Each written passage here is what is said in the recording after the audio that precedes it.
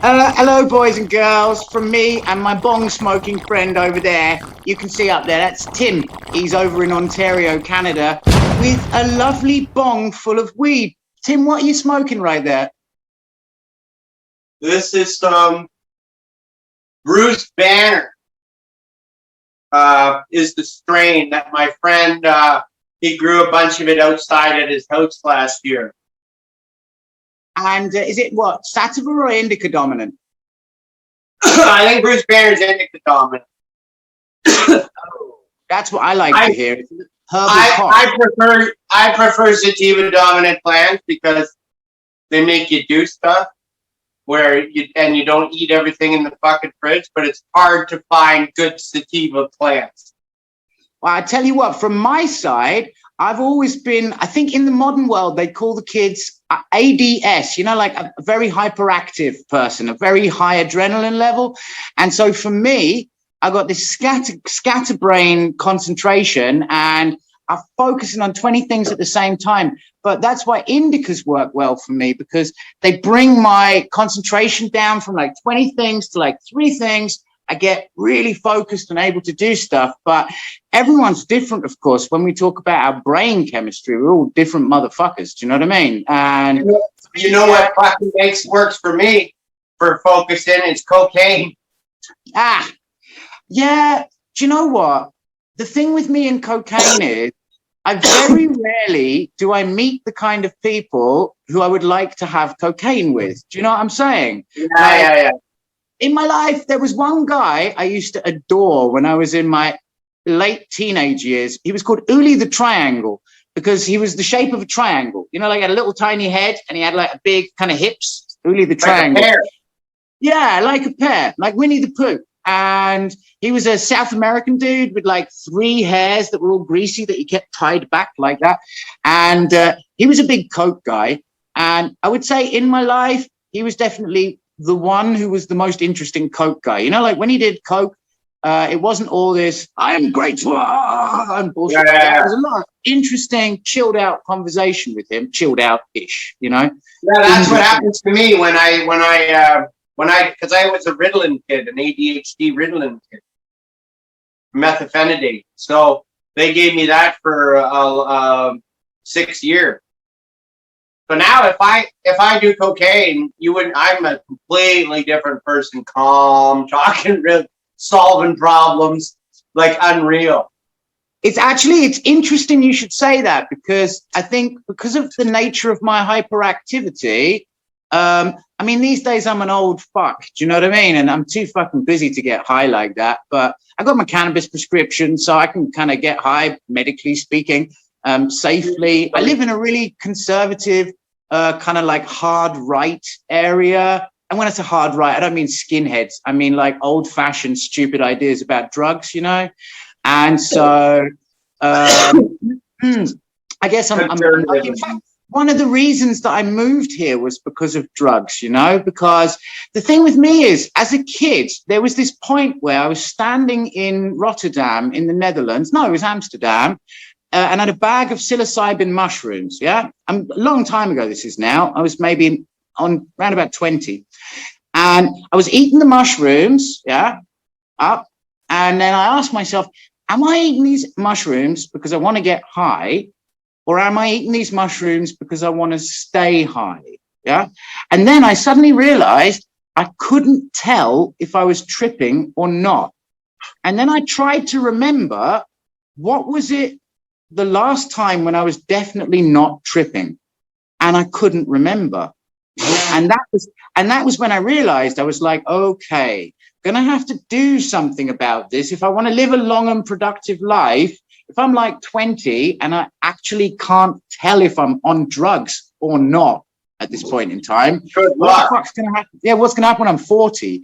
And then the great luck of it would have that I landed in Bavaria, and Bavaria completely by accident. And Bavaria, just like everywhere, you got bored suburban villages where all the youngsters are on crystal meth because there's no future and nothing more to do apart from that. But the the main thing was that it's not a drug culture like where I come from. Where I come from, we were smoking weed with our teachers, like outside the school. I always tell the story of going shopping. Yeah. To give an example of Brighton, my town, this is a typical trip to the shops. This is, I swear, true. I needed to get something from the Tesco supermarket at the bottom of my road. So I left my house. On the way out the house, I rolled a quick joint to smoke on the walk. I came past the door, and sitting on the next doorstep was my neighbor with a CD cover, snorting cocaine off the CD cover on the steps of the house. And he said to me, "Hey, that weed smells great. I'll swap you a line of coke for some of that weed." And I said, "Yeah, man, for sure." So I did a line of coke from him. And then he had a puff on the joint. And then I went walking down the road to the supermarket, sort of coked up. Went around the corner, and outside the supermarket was the security guy, a black guy called Leroy. And Leroy was there, and I was like, "Leroy, I need to buy like some shit from there. Can you hold my joint for me?" And Leroy went like this. "What?" And I said, "Leroy, is everything okay?" And he was like, "Yeah, man, it's just a fucking bump of ketamine. I'm fucking in a K-hole." And I was like, "Ketamine, man, I love ketamine. That stuff is amazing." And he was like, "Here you go, wait there." And he opened his necklace, give it to me, and I did a bump of ketamine.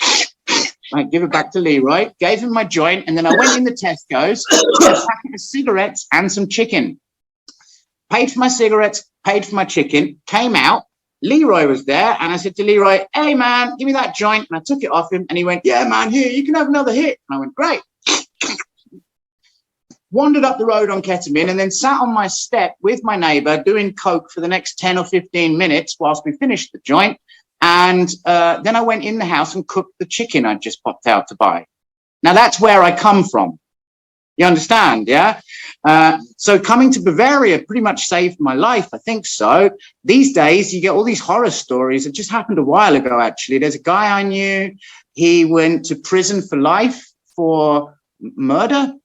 He was a junkie, and he was my age, but he looked a real old man, you know? And he'd done like me, come through the ecstasy scene, progressed on, unfortunately didn't move out, yeah? And he took some junkie lady in a public toilet near where I come from and gave her a hot shot, you know, heavy shot of heroin to kill her, and then robbed her. And the police busted him, stuck him in prison, and he just overdosed in prison and died a couple of weeks ago. And that could be me. Do you know what I'm saying? That could be me. Yeah. I'm super thankful that I live where I live, in a place where it's not such a drug supermarket, to be honest with you. But how's it work with you over there with drugs? I know you guys legalized weed over there. So how legal is weed over there now? Well, I can go into a store and buy weed. I love it. Fantastic. I can order weed online and it comes right to my fucking door. Is there a limit if you're growing on how many plants you can grow?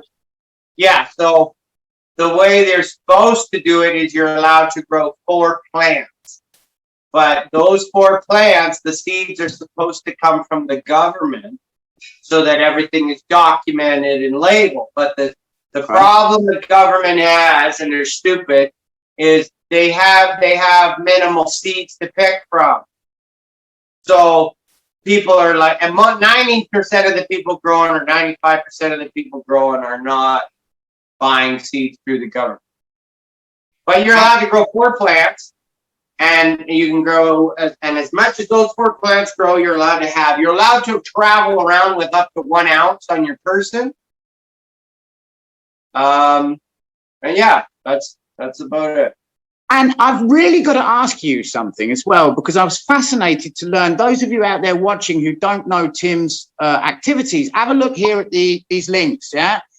You'll see what Tim's up to. And what you'll notice, as well as absolutely fucking boss hot sauce producer, is Tim's making refined CBD, CBNs, and CBGs as well. And now this is what I wanted to ask you. I don't make those. Ah. No. You can buy refined CBG. As I only learned, I have been involved in some way with THC and so on for many decades. I only learned about CBG and its cancer fighting effects and what it is recently in the last couple of years. But I saw that you got pure CBG extracts over there. Is that right? I don't know. I don't know about CBD, but I bet we do somewhere. I bet somebody's got pure CBD extract. I think I saw a picture on your Instagram of an extract. I thought it looked like it was cooking away to me a little bit. No, that. Oh, okay. No, what I made was Rick Simpson oil. Ah, yes. okay. What I made was RSO. So that's just cannabis and isopropyl alcohol with the alcohol cooked off. Okay, it's iso hash that you made, basically. Iso oil. Iso oil, yeah. And interestingly enough, my medical prescription cannabis comes from Canada. The plants that we get, or I get from the chemist here, is Canadian grown under the brand name, sold in the German market under the brand name Bedrocaine, which is actually the Jack Herer plant from the Sensi Seed Bank company, which at this moment I have to do a little bit name dropping. I fell in love as a teenager with the Jack Herer plant. It was the most astonishing plant I'd ever seen. And I went on a mission and I contacted the Sensi Seed Bank company in Nijmegen and I got invited. And Alan Drompers, the son, picked me up in a chocolate brown Volvo, playing African drummers doing Frank Zappa songs, which I'll never forget. And then he took me back to the Cannabis Castle there in Nijmegen. And of course, Alan's the one who first bred the Jack Herer strain for his own personal use. Yeah. And so he took me to the grow rooms where it was done and where it was. Then I was like having tea with the Queen. Then he got his own Jack Herer out, his personal stash, and we smoked it together. Dude, I felt like literally I had gone to Buckingham Palace and had tea with the Queen. No doubt. That's a heavy sativa strain, is it not? Bedrocaine. Bedrocaine is a indica dominant strain. No, Jack Herer. Jack Herer. No, I mean, Bedrocaine is Jack Herer. And my genetics at the moment, I'd need to check it on this one. I'm sure the cannabis world will respond as they watch this and tell us. But I believe it's an indica sativa hybrid with dominant indica properties. But I could be wrong about that, man. I could be wrong about that. What's interesting also recently, I've been hearing a lot about new refined versions of the rather rare, what's that Jamaican ruderalis, the ruderalis strain. Marley's Collie was produced by Sensi Seed Bank a while ago, but I'm starting to hear stories from people that there are ruderalis weeds coming into commercial production now, which is a lovely idea, I think so. Well, ruderalis is for cold climates and short seasons. So so that's what that strain grows, a shorter, bushier plant that finishes quicker. What do you do with for me, I use my cannabis these days. Yeah, I mean, hey, being high is a nice side effect. But however, I use my cannabis these days because I'm medicating against arthritis and nerve damage. Do you have like a specific medical purpose for your cannabis use? Well, yeah, since I quit drinking, my body, I realized why I quit drinking alcohol. Or I realized why I was drinking alcohol, because my body hurt so much from all the skateboarding and snowboarding and construction and beating the shit out of my body. So quitting drinking, now I'm finding all the pain, but smoking weed, I got bad. I broke my wrist. I've had surgery on both my knees.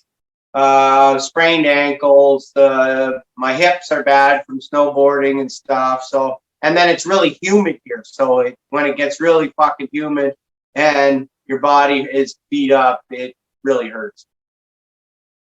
So I would like some capsaicin cream, maybe some ghost pepper or reaper cream put on my body for pain. Tim, I wanted to come back to something from earlier that you mentioned, right? Because it's something I think about very often, and I love to ask people about it, which is alcohol. I'm sitting here. This is our local beer. It's called Chantenbroy Helles. It's made in my area. I'm not sponsored by them or anything like that, but it's just as good stuff, and they're my local boys and certain girls. So I'm happy to support them. Yeah. But I often think about quitting drinking. Yeah. And the thing I think about with quitting drinking is I wonder about like the whys and the wherefores of it. I look at myself and I wonder about, am I a problem drinker or not? Is there things I do stupidly because I drink or not? Do I drink too much? Do I not drink too much? And occasionally something happens where I think, all right, nah, and then I get off the sauce for a while because I've worried myself. Like, I'll give you an example. I shit myself. I know a grown man shouldn't really shit himself, but I was leaving the pub. I was pretty loaded. This was about a year ago or something like that. I'd had, a few friends. I maybe drunk 7 beers, something like that, which for me is a lot because I'm a small guy, and so there's not a lot of Sasha for 7 beers to fit inside of. And as I was leaving the pub, I thought to myself, well, it's not far to go home. I need the toilet a bit, but I guess I'll probably make it home. Yeah. And I took a few steps outside the pub on the way home, and then I heard a noise and I felt a rumble, and then my trousers expanded, and I realized, oh shit, no, I was absolutely not going to make it home. And now I'm going to have to walk home after shitting myself. And I got embarrassed about it. I was thinking to myself, well, dude, you're in your 40s, yeah? And if you hear a story about a man in his 40s shitting in his pants, that's never a good sign of anything, yeah? And so I thought, all right, well, maybe I should get off the sauce. Maybe it's too much drinking, yeah? So I quit for a couple of months. And after a couple of months, I just thought to myself, actually, I don't know if there's really any point in stopping drinking. I mean, it's not like I shit myself every day. It was the first time I shit myself in my life, and since I was a baby anyway. So yeah, I just let myself have a drink again. But like, I like to ask people. I was talking to El Jefe from Capsaicin Cartel over there in Canada about quantities of drinking, and I asked him. I said to him, "Dude, I'm worried. I think maybe I drink too much.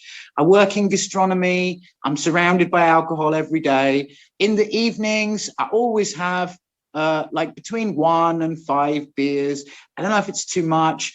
And El Jefe said to me, "Bitch, what are you talking about 1 to 5 beers?" And then he explained to me, he said, "Bitch, before I went to work in the past, I'd drink 6 beers. Whilst I was at work in the kitchen, I'd drink another 20. And then when I got home, then the real drinking would start. That's vodka and stuff like that." Yeah. That's alcoholic. Yeah, that's alcohol. That's a lot. Yeah. And so I came away from that conversation and I thought to myself, well, I don't drink like that. I don't drink in the daytime. Sometimes I might just drink a beer, but yeah, I mean, what's your reasoning? Why did you quit drinking? I didn't see the point of drinking anymore. Like I was drinking in the morning. I would drink in the morning, right? If there was beer in the fridge, I could drink all day and still function. But I didn't see the point. I was getting in arguments when I get drunk with people, or shit would happen when I was drunk, and I was like, this is stupid. And that's a thing I don't know as well, which I hear often from my friends who've quit drinking, and I ask myself the question.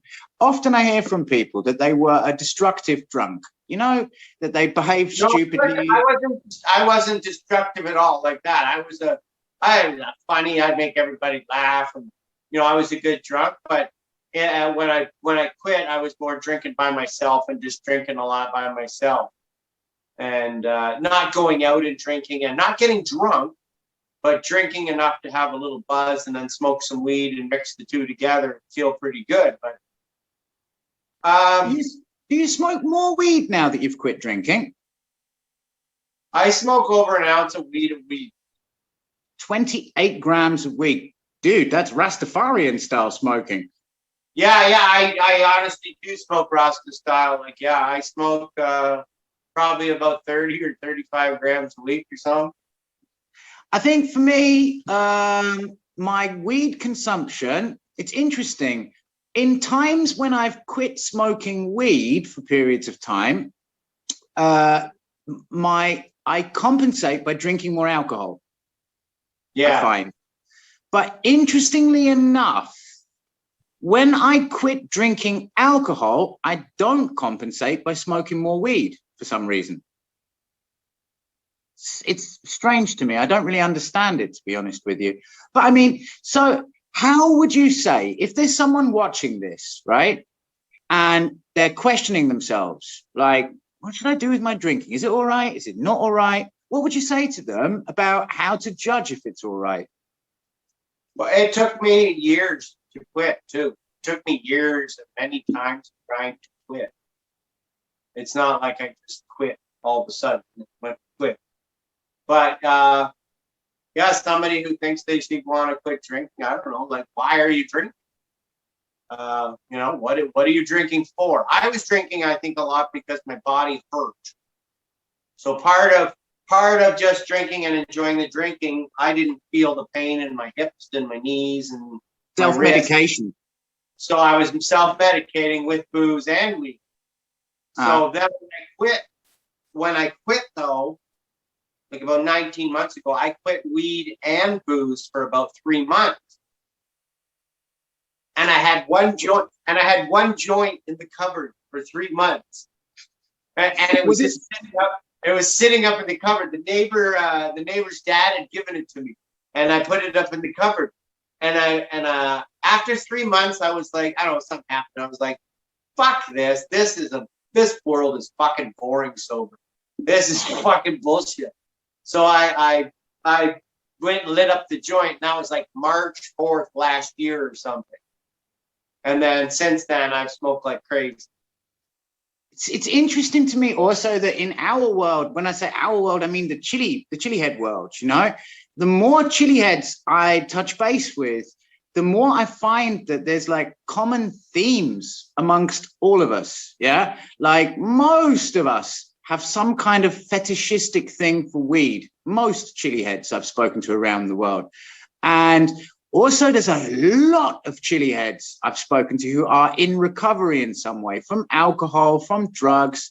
You know, there seems to be some kind, and also another weird thing is a lot of, including myself, a lot of chili heads I've spoken with globally are into fetishistic sex, you know, like bondage, sadomasochism, that kind of stuff. These things, they seem to tie together with the chili world. I often wonder why. What's your opinion? Why do you think? Well, I think with the fetish thing, I think if they're not getting their kicks off, getting wasted and partying and going to a party, so now they don't want to do that part. So now they're getting their kicks some other way with, like, you know, freaky sex and shit. And, you know, they're finding their kick. Well, you know the story of Ed Puckerbutt, how he was a drunk and he was a bartender and blah, blah, you know, and he didn't want to do that anymore. And so then he found that by eating the freaking hot peppers, he would get the rush that he was looking for, that he was searching with the booze and the drug.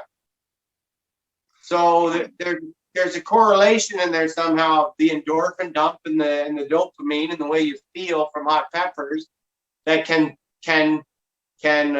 suffice junkie. You know, it's interesting you mentioned the Ed thing there. I was talking with, so Ed Curry, for the people who don't know that out there, is pretty central in the chili world. He bred the Carolina Reaper, world's hottest chili.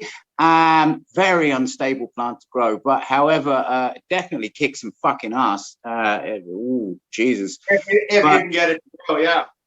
Yeah. I mean, gee, we get our seeds from reliable sources, and so we try our best to grow them ourselves. But yeah, the thing with Ed and that is, I've got this thing. Ed Curry has gone into recovery. Respectable for him. Big respect to Ed Curry. But he did the classic AA 12-step thing where you have to find God. I shouldn't have brought his name up because it's all religious nonsense attached to it. But I just only had him as an example, so I wanted to use him. But I believe that you could get the rush from the peppers and the capsaicin and the dopamine from like somebody who's looking for a rush. If they like spicy food, I think they could replace it with that. I told you I asked El Jefe from Capsaicin Cartel about him quitting drinking, yeah, and he told me he made the funny statement. I love it. Some people can just do good sentences. Do you know what I mean? And made a funny statement to me. I asked him, like, how did you do it? and he said to me, "Oh, well, I tried all of the things, you know, I went and did the God thing for a while, and you know, fuck God." That was his statement. You know, fuck God. I didn't mean that. You know that guy God, hey, fuck him. Gotta love that shit, man. But then 19 months ago, you quit drinking. When did you set up Plants on Fire, the hot sauce company? What was like August 2020. So you've done it completely sober. Well, yeah, with some weed. Yeah, I would call being sober involving weed, to be honest with you. Yeah, but yeah, no, I did the Plants on Fire with the. So I almost burned my house down last year. I burned the deck and a bunch in my house down and fence, and so I got a bunch of money from almost burning my house down. So I took all that money and I bought some bottles and I started making hot sauce and got labels and I invested that money into a business that I from almost burning and fixed the house and did stuff. That's cool as fuck, man. Respect to you on that one. Jesus Christ. I guess there's the irony too. Plants on fire, house on fire. You know, everything's on fucking fire. I did a similar thing with moving over to more vaporizing weed. I could never afford the vaporizer I wanted, growing up, because it was like 500 euros. I never had 500 euros. And then I got the Volcano, absolutely correct, was the industry standard since forever. And then I got busted by the cops here in Bavaria, and it's extremely backwards here when it comes to weed. And it was before I was medically allowed to smoke cannabis. I was medicating for illness, but so they busted me and I couldn't smoke weed for a year because I had to do all this stupid drug testing, or they took my driving license away. They call it here the idiot test, an MPU is what it is. It's called medical psychologische Untersuchung, medical psychological investigation. You get a letter first that says, "We do not believe you have the correct personality to drive in the German traffic." And then they force you to piss test for a year. And what I did was I realized I was spending about 300 euros a month on weed. So I saved the money I would normally spend on weed because the police had stopped me from smoking weed, and I used it to buy my Volcano. So similar to you with the invest. But August last year, you started the company. How many products have you got by now? So I have shirts, stickers, and basically one sauce. Like, I want to make one sauce, carrot based, and just perfect that one sauce. For now. Tell us about the sauce. What's the sauce comprised of? I mean, as much as you want to talk about. Of course, it's top secret. Yeah, no, it's carrot based. Carrots, vinegar, garlic, onions, and then a variety of different hot peppers. There's Trinidad Scorpion, Armageddon. I can love those Trinidad Scorpions, man. Love them. That's such a great plant. Do you know what? It's interesting you say that. I'll show you something. Talking about carrot-based sauces, yeah? That's one of our top sellers. It's our Big Sun hot sauce, carrot-based. It's a carrot-based sauce. Also, my main flavor notes in there are carrots, lime, apple, onion, garlic. I'm trying to think about this now. Yeah, these are my main flavor notes. Heavy on the lime, though. Do you use lime in your one as well? No lime. I used vinegar. I used white vinegar. White vinegar. Yeah. When you say white vinegar, you mean like rice vinegar, or just like? No. White vinegar is a type of vinegar. Like there's distilled vinegar, apple cider, and there's white vinegar. Actually, I've noticed here in Europe, us included. But for example, Uncle Johnny's hot sauce is a really nice hot sauce over here in Europe, made by a really cool guy called John Boutin. I can so recommend that you check his stuff out. The boy is genius. I love the guy. But yeah, Johnny, for example, I was talking to just the other day. It seems to be apple cider vinegar here in Europe is like the main vinegar we're using for our sauces for some reason. Is it the same over there with white vinegar for you guys? You know what? I don't know what types of vinegar a lot of the other sauce producers use. I just sort of, like I have a cooking background, so I love cooking, and so the sauce making just sort of came out of that, and a love for hot peppers. But yeah, I don't know what predominantly other people use. It's an interesting thing, the way that us chili heads get to what we're doing. I mean, for me, it was a love of chilies. That was definitely that brought me to it. A love of chilies and a lot of lying to me, good lying, by a good friend of mine. That was how I ended up being a hot sauce dude. I have a friend, his wife is Mexican. I've always cooked with chili, and I made some shit and she liked it and it reminded her of home. And so I gave her lots of it. And my friend said to me, hey, dude, I don't feel good with you giving us this shit all the time. Where do I buy it from? And I said to him, dude, I don't fucking sell it. How would I sell it? I'm in Germany. I'm a lost British person in Germany. How am I going to, sell something? I can't even read German, And he said to me, well, don't worry about that, Sash. I'll tell you what, I've got a background in setting up companies. How's about this? I can do all of the complicated, stuff that involves the government and licenses and shit like that. And you just have to be creative and make pretty labels and cook hot sauce. What do you think of that then? And I said, oh, fuck yeah, I definitely do that. This was a big lie. He never did any of that shit. None of it at all. Wow. But that's literally the reason why I ended up where I am right now. That and a shit ton of luck, to be honest with you. And you got there by burning stuff. Well, burning stuff and cooking for years and years. And and also part of it was I went to do some renovations at a kitchen to build this new sandwich shop.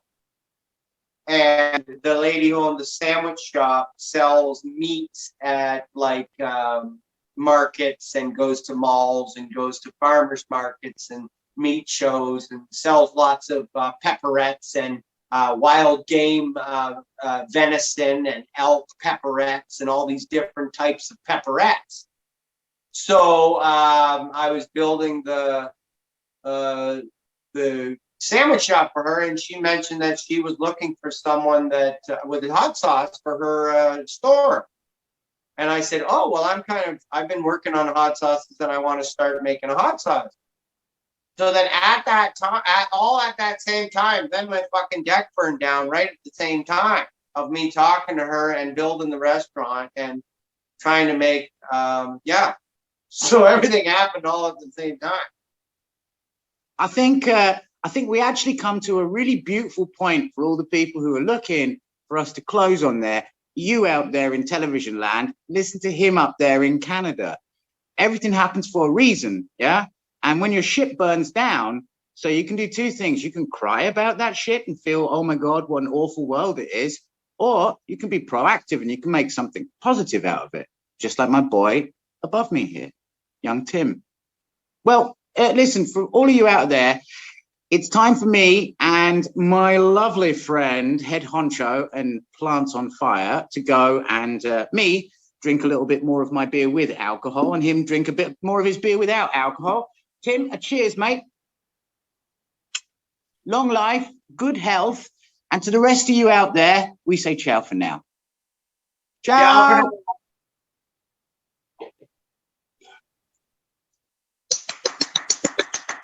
That was cracking. Right on. That was great, man. That was super cool.